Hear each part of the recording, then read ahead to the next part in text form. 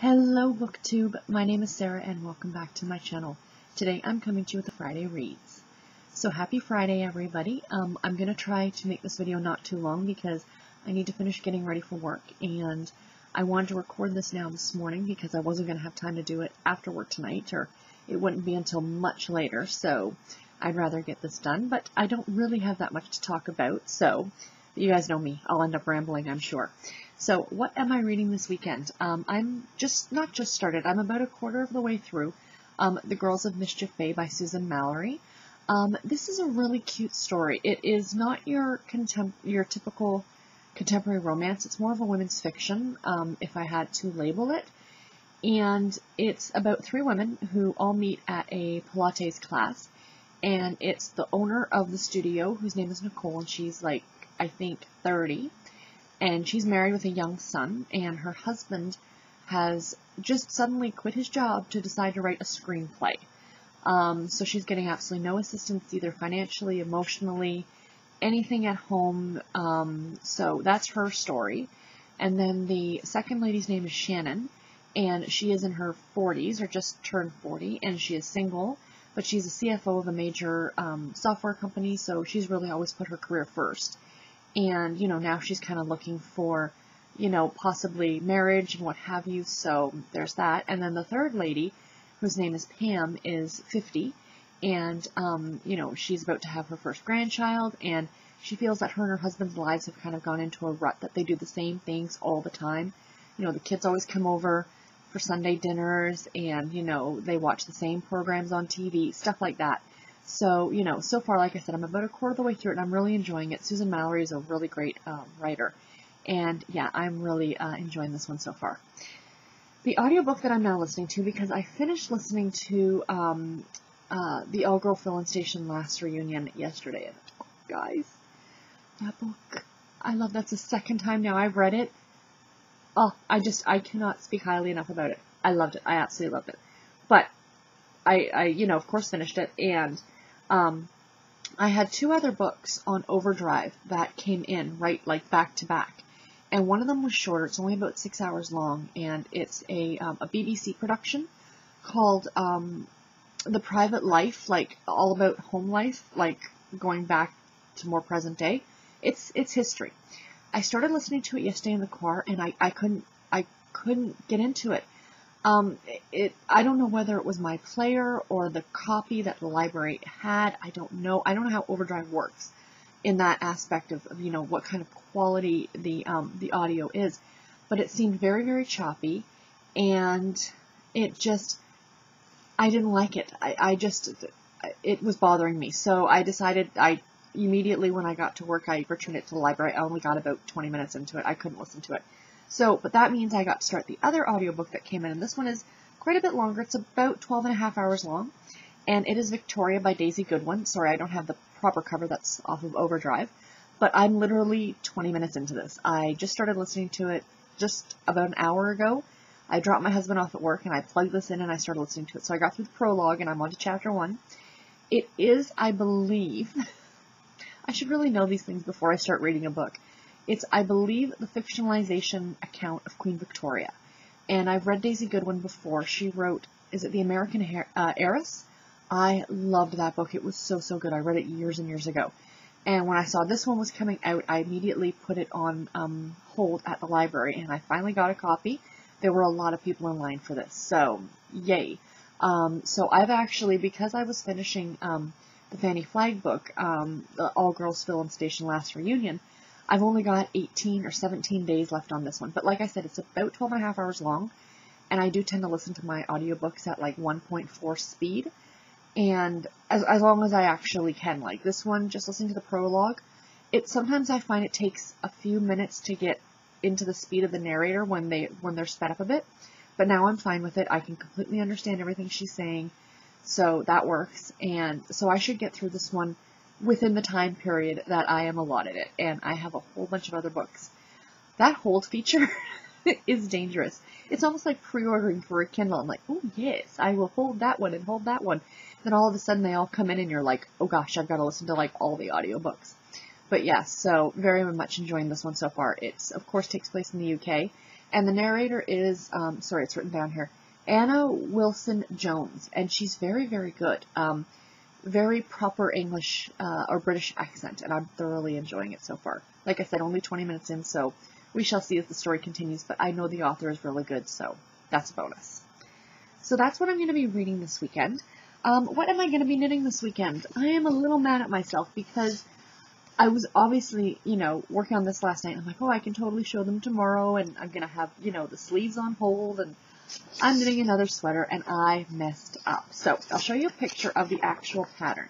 So that's what the sweater's going to look like, we hope. I was like just past that first dark stripe. I was like, here on it, and I made a mistake in the front. I dropped a stitch in the front, so I went back to fix it. Well, unfortunately, it looked horrible when I fixed it. I'm like, okay, I'm going to rip back. Instead of just trying to fudge it, I'm going to rip back like 2 or 3 rows and pick up the stitch. Because, of course, it was right in the front of the sweater. Like, if it was in the back of the sweater or under the arm, I wouldn't care. But when it's right up front, it's like having a ketchup stain on a white t-shirt. Knitter or not, people notice, like, it looked bad. And, so when I did that, I'm like, okay, I'm going to, I pulled the needles out of it, which is, big deal when you've got, I think I have like 200 stitches on the needles. I pulled all the needles out, and then I was going to, pick them all back up, or tear out a couple rows, pick them all back up. Anyway, I thought, I should really try this on. Like, I've only knit to here, so I don't even have sleeves yet. Like, it's called a raglan. So the way, you kind of knit it all in one piece, and then you put the sleeves on hold, and then you'll pick those back up later and finish knitting them. And so I put it on over my head, and it was huge. I'm actually really glad that I had the mistake, because I would have knit this thing far too big if I continued. I thought it felt a little big for me. Like, as I'm knitting along, I'm like, this seems a little big. But because I'm not knitting the right weight of yarn, for those of you who don't know, yarn is in different weights. You have, like, fingering yarn, which is, like, very, very thin, so sock weight yarn, and then up to, like, really bulky yarn, and then there's all these things in between. So I'm knitting a slightly thinner yarn than what's called for in the pattern, so I actually went up a needle size, and I did too much. So I've gone back down, and I know a lot of this is probably gobbledygook to some of you, but I'm happy I made the mistake in the long run. But this is what I have again. I just, did 2 rows last night before bed. I'm like, I must cast it back on before I go to sleep, because I'm just going to be really mad at myself. So I did. I cast it back on last night, and so hopefully, in the next few weeks when I get to show it to you guys, I'll have far more progress on it. So I am striping it, as it shows in the pattern, and I'm doing navy blue and a bright red, like my coffee cup red, like red. And if you guys know me at all, those are Boston Red Sox colors. So I'm doing a Red Sox color-inspired sweater. So yeah, I love this. This pattern was gifted to me for my birthday back in March. So me and another lady, actually Christy from, oh gosh, what is her booktube channel? I know her podcast. She now does a knitting podcast called Relatively Crafty. What Christy's Reading, I think it's called. But she gifted this to me, and both of us are knitting it, and she's much further along than I am now. So yeah, so that's what I'm going to be knitting on this weekend. I was actually going to pick up my shawl again, but because I had the issue with this, I'm just going to continue knitting on this all weekend, because I would really like to get some more serious progress made on it. But yeah, other than that, it's going to be a relatively quiet weekend. Sorry, I just got to put this down. Tomorrow I'm going out with my mom. I'm taking her out. We're going to get manicures, which will be fun. It's not anything for Mother's Day or anything like that. I bought her Mother's Day present. But she called me during the week, and she said, oh, your father's golfing on Saturday. Would you take me over to my appointment? My mom does have a driver's license, but about 2 years ago, she was in a bad car accident. She was T-boned. And they kind of decided that, her and Dad talked it over, and that she would not get a new car. It's very expensive for a new car. It's very expensive for insurance, especially when you've been in an accident, irregardless if it's your fault or not, and it was not her fault. She was making a left-hand turn, and someone ran the light and hit her. Thank God, it could have been a lot worse than it actually was. And so anyway, oh yeah, so, with the whole car thing, but about, how long have my husband and I been married now? Been almost 8 years ago now. my mom had a stroke, and it was pretty bad. It wasn't your typical stroke where, like what you guys know of as a stroke. It was actually a bacterial infection that broke off and went to her brain and caused the stroke. They think she got it actually from a pedicure, from a bad, like, tub when you're getting a pedicure at a salon. So we're warning everybody, be very, very careful. She went to a place she hadn't been before, and it took about 6 weeks for it to actually manifest in her body. She ended up having to have open heart surgery and having her valve replaced. Like, it was bad. And then she spent 3 months in, as she jokingly refers to it, the worst summer camp ever, because she had the stroke in June. I think it'll be 8 years this June. And then she had the surgery, and then she spent like all the rest of June, July, August, and into September in a rehabilitation facility. She couldn't talk, she couldn't walk, she couldn't any of these things.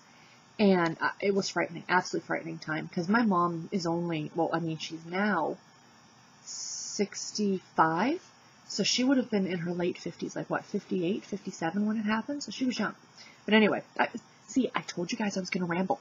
So, because of the accident, and she'd had the stroke so many years ago, and they actually took her license away when she had the stroke. She had to get her license back again and, like, do lessons in the whole 9 yards.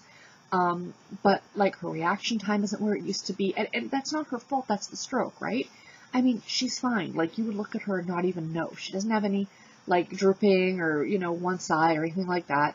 She's a little slower, reaction time, stuff like that. So anyway, we are now her taxi cab service, which is fine. And 9 times out of 10, my dad is super awesome and will drive her wherever she wants to go. But he's golfing Saturday morning, so the weather's supposed to be nice here tomorrow. So she asked and said, would you mind? And I'm like, well, since I'm taking you, do you mind calling them and seeing if I can get in for a manicure? Because my nails are crap. Oh, they look, I keep picking at them and biting them. I need to get the manicure done, so I stopped doing that. But anyway, so that's Saturday, and then Sunday, of course, is Mother's Day. Like I said, I already bought her present. I got her one of those iced tea presses from David's, and I got her three different kinds of tea. And also on Tuesday is my dad's birthday. He'll be 68 on the 16th.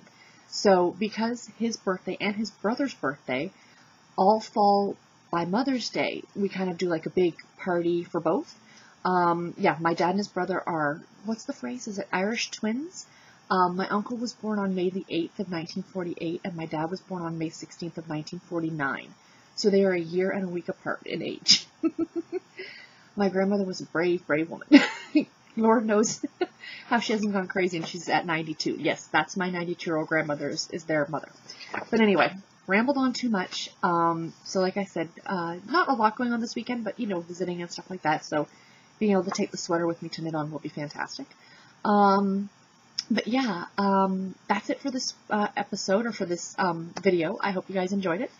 Please let me know in the comments below what you guys are doing this weekend, or what you might be reading. And if you're a mother, or a wife, or a daughter, or anything, an aunt, or a niece, or a grandmother, happy Mother's Day. I hope you guys have a fabulous day.